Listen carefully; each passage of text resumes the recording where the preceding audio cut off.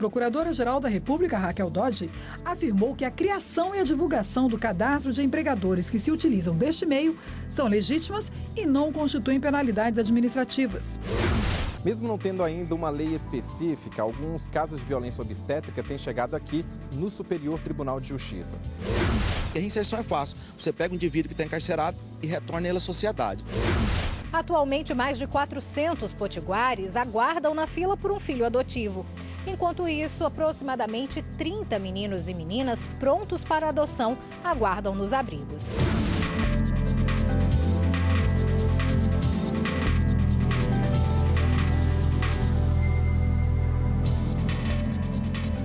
Olá, boa noite. Lista suja do trabalho escravo é considerada legítima pelo Ministério Público Federal. No entendimento do MPF, a divulgação do cadastro de empregadores que submeteram trabalhadores ao regime análogo ao da escravidão não fere a Constituição Federal. Por considerar a exploração de trabalhadores em condições análogas às de escravos uma das mais graves violações aos direitos humanos, a Procuradora-Geral da República, Raquel Dodge, afirmou que a criação e a divulgação do cadastro de empregadores que se utilizam deste meio são legítimas e não constituem penalidades administrativas. O parecer da Procuradora-Geral da República foi apresentado ao Supremo Tribunal Federal. Para Raquel Dodge, o poder público tem o dever de agir de maneira firme para efetivamente eliminar essa prática. Sendo assim, a atuação dos auditores fiscais do Ministério do Trabalho, responsáveis por fiscalizar e aplicar multas, está de acordo com os princípios da legislação. Além disso, não há ofensa à Constituição a criação ou divulgação da portaria que facilita o acesso dos cidadãos e dos agentes econômicos às informações sobre empregadores em geral que tenham infringido a legislação trabalhista. E o Partido dos Trabalhadores ajuizou no Supremo Tribunal Federal uma ação direta de inconstitucionalidade com pedido de liminar contra a lei distrital que instituiu diretrizes para a implantação da política pública de valorização da família no Distrito Federal. Segundo o partido, a lei apresenta inconstitucionalidades ao definir como entidade familiar o núcleo social formado a partir da união entre um homem e uma mulher, por meio de casamento ou união estável. Por isso, a lei estaria desrespeitando o princípio da igualdade e da isonomia ao criar diferenciação entre os núcleos familiares. A legenda pede a suspensão da lei até a apreciação do mérito. O relator da ação é o ministro Alexandre de Moraes. A gravidez costuma ser um momento muito especial na vida da mulher. Mas, infelizmente, as estatísticas mostram que muitas sofrem abusos e maus tratos durante o pré-natal e o parto. O aumento dos casos de violência obstétrica que chegam aos tribunais é alarmante e demonstra uma série de violações dos direitos fundamentais das mães e dos bebês. O Superior Tribunal de Justiça já condenou médico e hospital por falhas cometidas contra gestantes. Violência obstétrica. O termo assusta, com razão. Segundo a Organização Mundial da Saúde, a OMS, 1 em cada 4 mulheres sofreu ou irá sofrer esse tipo de agressão no pré-natal ou durante o parto. Jane fez o pré-natal e o plano de parto para a chegada da Isabela. Tudo ia bem, até ela dar entrada em um hospital público no Distrito Federal. Quando eu fui atendida, o médico constatou que eu já tinha 5 centímetros de dilatação. E acabei sendo internada e eu tinha a minha acompanhante, que era a minha irmã. Foi meia-noite que resolveram induzir o parto. Não me pediram autorização para fazer essa indução, só disseram que ia me colocar no soro. A bolsa rompeu, eu entrei no trabalho de parto, né? E aí a bebê travou. Quem conduziu o parto foi a residente. E quando a médica que estava acompanhando a residente viu que ela tinha travado, ela veio para o meu lado direito e começou a forçar acima do meu estômago com o braço. E mandava fazer força, sempre fazendo força. Os médicos fizeram a manobra de Cristeller, uma pressão na barriga da mãe para empurrar o bebê no caso de parto normal. A técnica descoberta há mais de 100 anos é aplicada até hoje, apesar de não ser recomendada pela Organização Mundial da Saúde. No caso da Jane, a profissional teria feito pressão na barriga, mesmo sabendo que não havia dilatação suficiente para forçar a saída da criança. Quando eu vi que tinha alguma coisa errada, que eles levaram ela lá para dentro, e eu pedi que meu esposo fosse atrás dela para ver o que tinha ocorrido. Aí ele foi, depois de uns 5 minutos ele voltou, perguntou se eu estava escutando um choro lá longe, eu disse que eu estava escutando. Ele falou que estava tudo bem, mas só que só tinha um problema, que a bebê não mexia o braço. No laudo feito logo após o nascimento, o hospital diz que o parto normal foi trabalhoso e levanta a possibilidade de lesão plexobranquial, paralisia nos braços que acomete recém-nascidos durante o parto normal. O diagnóstico também cita a chance de ter havido fratura na clavícula. O caso foi registrado na Polícia Civil do Distrito Federal, que apura se houve suposto ato violento por parte da equipe médica. No Brasil, não existe uma lei federal sobre violência obstétrica. Apenas resoluções do Conselho Federal de Medicina e regulamentações da Organização Mundial de Saúde sobre procedimentos adequados para o parto. Além disso, está em tramitação no Congresso Nacional um projeto de lei sobre o assunto. Mesmo não tendo ainda uma lei específica, alguns casos de violência obstétrica têm chegado aqui no Superior Tribunal de Justiça. Recentemente, os ministros da terceira turma confirmaram 2 decisões em que médicos e hospitais foram condenados por falhas na hora do parto. O primeiro caso foi por causa de uma cesariana tardia que causou a paralisia e atrofia cerebral no bebê. Já o segundo por indução do parto antes da bolsa romper e a falta de monitoramento da criança pela equipe médica na troca do plantão, que gerou sequelas neurológicas irreversíveis na criança. Nos 2 casos, a relatora ministra Nancy Andrighi destacou que os hospitais devem ser responsabilizados porque ficou comprovada a culpa dos médicos, integrantes do quadro de funcionários, e que a pretensão das pacientes não se voltou para a responsabilização exclusivamente dos médicos, mas ao defeito na prestação do serviço hospitalar. E no próximo bloco do Jornal da Justiça você vai ver. Em Goiânia, projeto emprega reeducandos do semiaberto na recuperação de parques. E a reinserção é fácil. Você pega um indivíduo que está encarcerado e retorna ele à sociedade.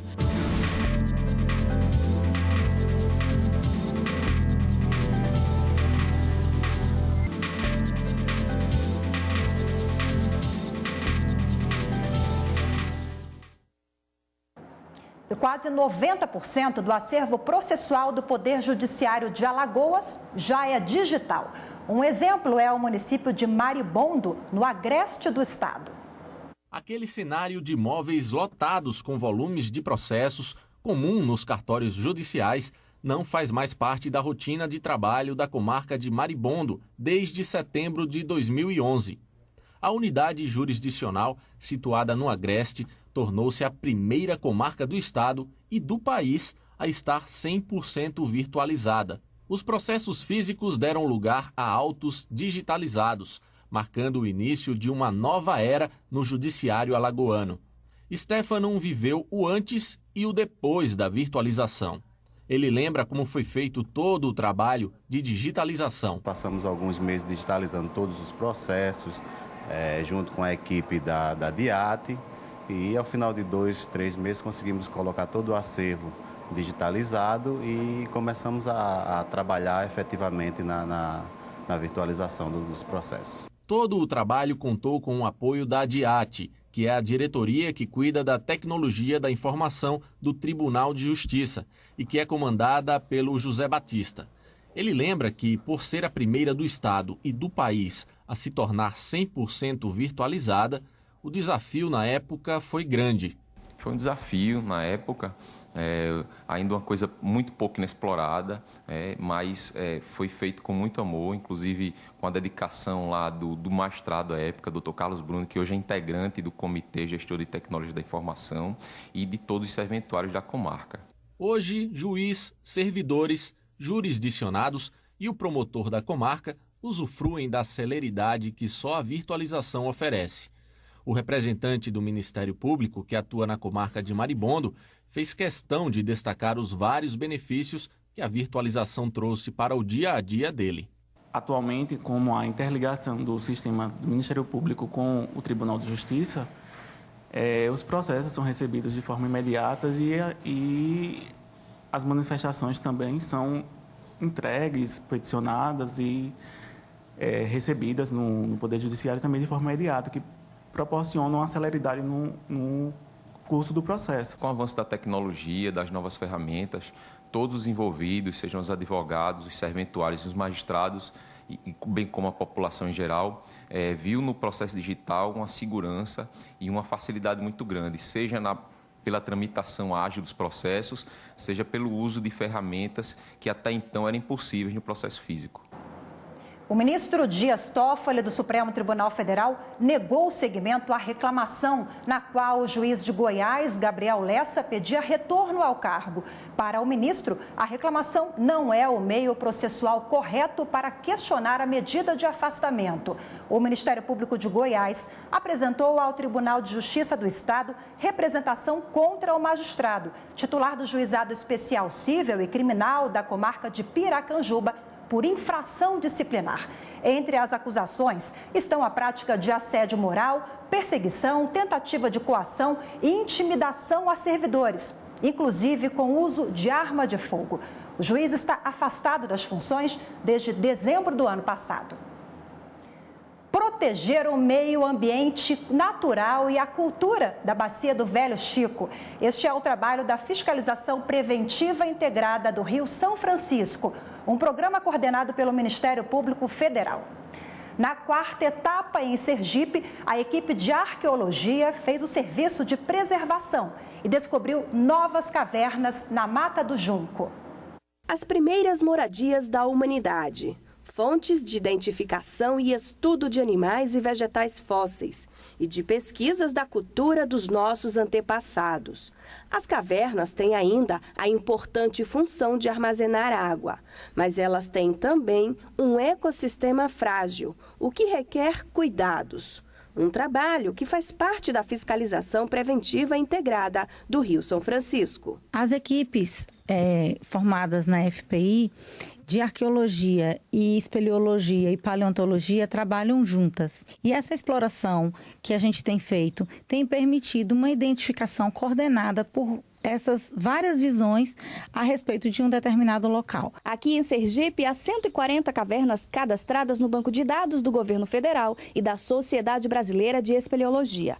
Dessas, 37 foram descobertas na FPI. O Ministério Público Federal apoia desde 2016 a ONG Centro da Terra, grupo de espeleologia de Sergipe que, durante a fiscalização, consegue desenvolver várias ações nos municípios visitados.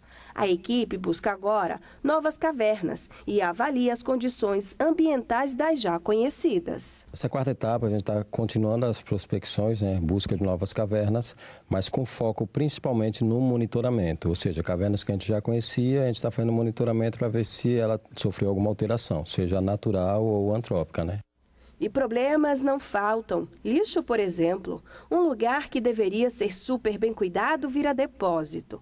Por isso, a educação ambiental é indispensável para que as comunidades percebam a importância e a riqueza desse patrimônio natural. Vamos nas comunidades que estão no entorno direto da caverna e procuramos uma escola pública, Nós fazemos a orientação, da importância dessas cavernas, tanto para o ecossistema como para a própria comunidade que está inserida ali no seu entorno. A FPI é um programa de duração no tempo, portanto, esse trabalho volta a se repetir. Nós já estamos no estado de Sergipe, na quarta edição. Há um trabalho contínuo de monitoramento das condições ambientais, não só de ambiente cavernícola, mas de diversas outras áreas, como fauna, flora, saneamento, mineração, etc. E agora, olha só que iniciativa bacana de reintegração social que está acontecendo em Goiás. Um projeto permite empregar reeducandos do regime semiaberto para trabalhar na recuperação de parques e unidades de conservação lá na capital goiana.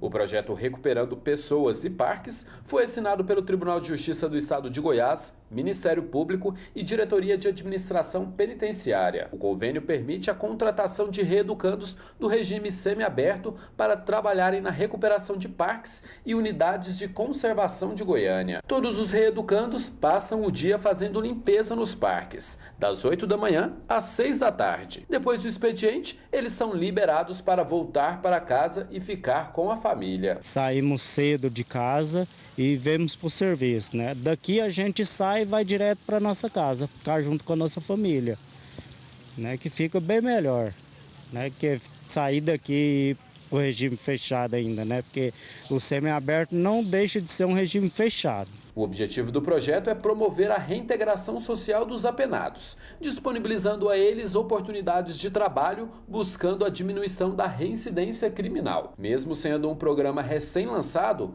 Recuperando Parques e Pessoas já tem chamado a atenção de vários detentos. A procura é muito grande, seja por um encaminhamento para uma vaga de emprego, seja para um curso profissionalizante, né? Infelizmente, a gente ainda não tem vaga para todos. A reinserção é fácil. Você pega um indivíduo que está encarcerado e retorna ele à sociedade. Mas você capacitou esse indivíduo, então nós temos que fazer esse papel também. E no próximo bloco vamos conhecer um programa da Justiça do Rio Grande do Norte que estimula a adoção. Atualmente, mais de 400 potiguares aguardam na fila por um filho adotivo. Enquanto isso, aproximadamente 30 meninos e meninas prontos para adoção aguardam nos abrigos.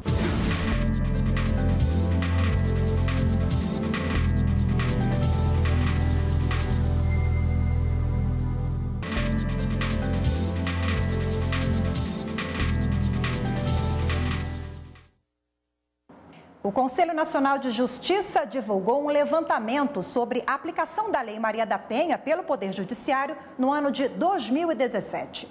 A análise revelou que no Rio Grande do Sul, o atendimento a esse tipo de caso teve os melhores resultados entre os principais tribunais do país. Com uma extensa demanda de processos, o Tribunal de Justiça Gaúcho alcançou resultados acima da média nacional. Em todo o país, mais de 540 mil processos foram baixados, o que significa encerrados. O estado que baixou o maior número foi o Rio Grande do Sul. Foram quase 112 mil.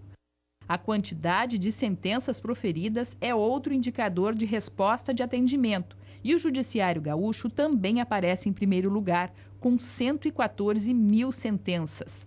A fase de execução penal, que são o cumprimento de sentença, se destaca entre os tribunais que informaram esse dado. Por aqui, foram 2.654. O RS expediu o maior número de medidas protetivas de urgência. Foram 38.664. As ferramentas multidisciplinares oferecidas pelo Judiciário às vítimas, familiares e também agressores, como assistência social e psicológica, estão sendo fundamentais para a eficiência dos processos, bem como a credibilidade do Tribunal de Justiça Gaúcho junto às mulheres vítimas de violência doméstica. A magistrada é a titular da Coordenadoria Estadual das Mulheres em Situação de Violência Doméstica da Corregedoria Geral da Justiça do Rio Grande do Sul. Para ela, outro fator determinante para os resultados levantados pelo CNJ são as vítimas, que estão denunciando mais e levando os processos até o fim, o que é muito importante, de acordo com a juíza. Dos outros estados, acho que na verdade tem uma zona cinzenta, que daqui a pouco eles não estão tão aparelhados, e a gente faz muito serviço de conscientização, distribuindo cartilhas da Maria da Penha, temos patrulhas de Maria da Penha, então assim, tem que conscientizar as vítimas que além de denunciar, tem que se manter firme e pensar que às vezes levar o processo até o final é bom para os familiares, para aquela família e para evitar futuras violências com outras vítimas mulheres. A recente mudança na legislação que prevê pena de detenção para o agressor que descumprir a medida protetiva é algo que pode encorajar mais mulheres que estejam sofrendo ameaças. Se a mulher já teve uma medida protetiva concedida, por exemplo, do homem se não chegar perto da residência ou até do trabalho dela e ele descumpre, ele pode ser preso em flagrante. E antes a gente tinha uma outra capitulação penal, então agora ficou mais eficaz. Em 2017, ingressaram na Justiça Brasileira quase 500 mil novos casos criminais em violência doméstica contra a mulher, 12% a mais que em 2016. O maior volume ficou em São Paulo, com 67.541, seguido do Rio Grande do Sul, com 66.355. E agora um projeto de cidadania. Estudantes de uma escola pública de Goiânia participaram de uma eleição simulada. A ação faz parte do programa Eleitor do Futuro do Tribunal de Justiça de Goiás, que prepara crianças e adolescentes em matéria de educação política. A animação na fila para votação era grande. Cada um segurava o título de eleitor e conversava com os colegas sobre a expectativa para usar a urna eletrônica. Um a um, eles vão entrando aqui na sala da votação, entregam o título de eleitor e depois sentam lá na urna para poder votar. A eleição aqui é levada tão a sério que o cinegrafista levou até bronca para se afastar para garantir o sigilo do voto deles. Os estudantes de 12 a 15 anos da Escola Municipal Nara Rezende de Amorim, no setor Eldorado, em Goiânia, participaram do projeto Eleitor do Futuro, desenvolvido pelo Tribunal Regional Eleitoral do Estado de Goiás, o TRE. O intuito é formar, em parceria com as escolas, cidadãos conscientes e preparados para participar da vida política. 5 partidos políticos foram criados pelos estudantes, que além de se candidatar a prefeitos, criaram propostas e realizaram debates. Eu vi assim, eu falei, vou tentar se candidatar, pode ser que eu ganhe, e tentar fazer umas propostas melhores para o nosso bairro. A expectativa dos políticos mirins era grande.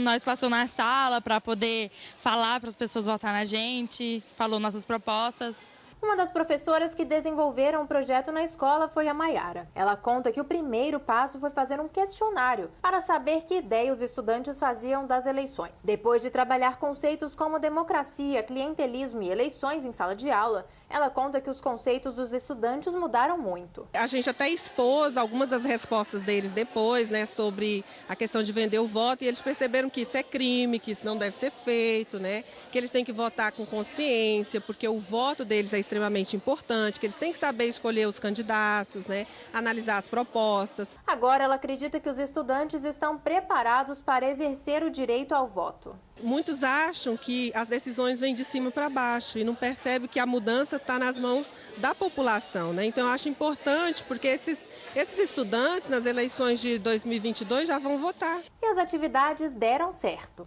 O que não faltou na escolha do candidato pela Nayara foi a preocupação com a comunidade. Foi a proposta de melhorar o nosso bairro, né, o saneamento, a iluminação, né, já até melhorou um pouco aqui no Parque Dourado Oeste. A nossa vai ter asfaltado, né, aqui na porta da escola, ali, né, porque é cheio de terra, nossa casa suja todinha, né, todos os dias. Além de ter aprendido como é o ritual da votação, ela aprendeu também o poder do voto. Foi muito bom ter votado.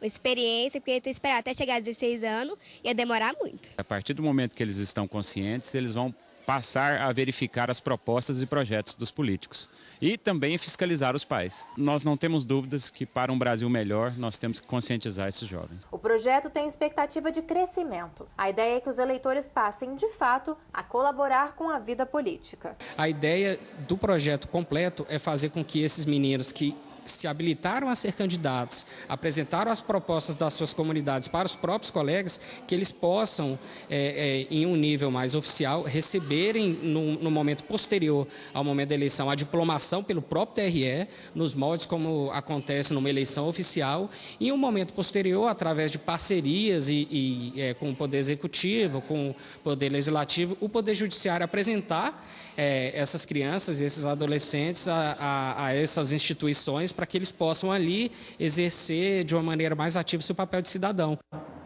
Futuros eleitores, né? E um programa lançado pela Corregedoria Geral de Justiça do Rio Grande do Norte estimula a adoção de crianças e adolescentes. Conheça agora o projeto Eu Existo. Meu nome é Brenda Gabriela, gosto de ser chamada de Gabi. Eu tenho 14 anos. Eu vou dar amor, carinho e PDF. Eu gosto de matemática, então acho que eu vou ser contador. Eu gosto de jogar bola, gosto de brincar, correr assim. Gosto de jogos, tabuleiro, dominó, sendo jogo eu gosto. É assim, cheio de esperança e coragem que eles se apresentam. Mostram que existem, que são mais do que estatísticas, mais do que um nome no Cadastro Nacional de Adoção. Por conta da faixa etária, essas crianças e adolescentes estão fora do perfil preferencial da maioria dos candidatos a pais adotivos. E muitas vezes passam anos num abrigo, sonhando com o dia em que terão finalmente uma família. Mas, infelizmente, para muitos deles, esse dia nunca chega. Atualmente, mais de 400 potiguares aguardam na fila por um filho adotivo. Enquanto isso, aproximadamente 30 meninos e meninas prontos para adoção aguardam nos abrigos. Foi pensando em dar mais visibilidade e aumentar as chances de reinseri-los em uma família que a Corregedoria Geral de Justiça do TJRN lançou o projeto Eu Existo. O grande diferencial é exatamente da visibilidade desses meninos e meninas que estão acolhidos e estão esquecidos e que agora eles podem ser vistos no planeta todo. Então, se você for numa casa de abrigo dessas, você se encanta com uma daquelas crianças ou adolescentes.